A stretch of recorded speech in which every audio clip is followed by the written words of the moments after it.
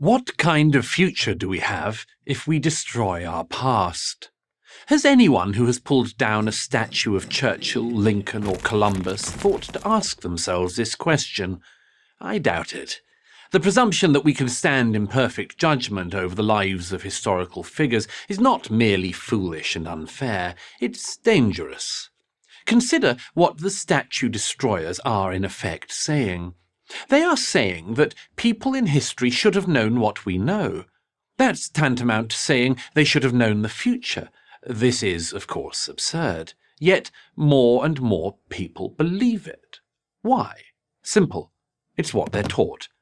It is the fruit of an education system that long ago prioritized empathy over facts, that believes the ultimate point of history is not to learn lessons from it, but to judge it from the preordained left-wing conclusions about such ill-defined concepts as social justice, equity, and tolerance.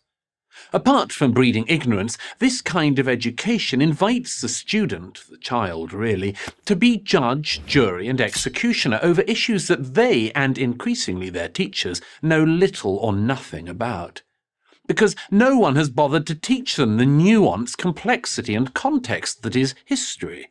It also breeds arrogance. I know things these people did not know, therefore I am better than they were, they have nothing to teach me, in fact I must teach them, and down comes the statue. A new, better history must take the place of the old one.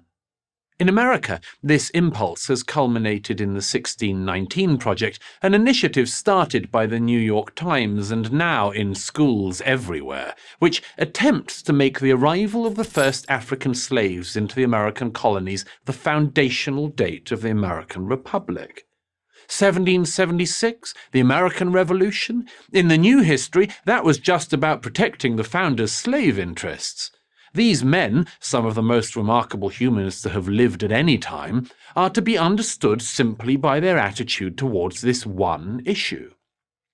The 1619 Project seeks to portray America, the freest, most prosperous nation in world history, as exceptional only in one respect, insofar as being exceptionally bad. This is a purposefully destructive view of history.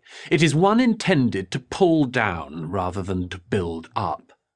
A healthy, humane, and in the truest sense liberal mind does not view history as a mere playpen for our moral judgment. It recognizes that people in the past acted on the information they had just as we do today. Sure, it would have been nice if the founders of America had abolished slavery in its constitution. Some, in fact, tried very hard to do so. But had they been unwilling to compromise, there would be no constitution and no United States. All the sacrifices of the Revolution would have been lost, so a compromise balancing the interests of the northern states and the southern states was reached. It would have been nice if the Japanese had surrendered before atom bombs were dropped over Hiroshima and Nagasaki, but they didn't. President Truman had to make his decision based on the information he had at the time, that an Allied invasion of the Japanese home island would cost at least 1 million lives, both American and Japanese. Of course, the woke mind abhors these subtleties. It knows that it is right, and that everybody before our current age, year zero, should have known better. Anyway, they were all bigots. Why should we give them any benefit of the doubt, let alone admire them or learn from them? Well, maybe because, like everyone else, the great figures of the past did the best they could under the circumstances in which they found themselves. That their efforts largely succeeded is why we are here. When someone tried to give Sir Isaac Newton credit for his world-changing discoveries in physics, the great man demurred. He said he was only able to achieve what he did by standing on the shoulders of the giants who went before him. Today's left rejects Newton's humility. It doesn't believe that we stand on anyone's shoulders. It imagines that if we could only liberate ourselves from the dusty, misguided, and misinformed ideas of the past, then we might see further, fly still higher. This view is wrong. Divorced from our past, we would be utterly lost.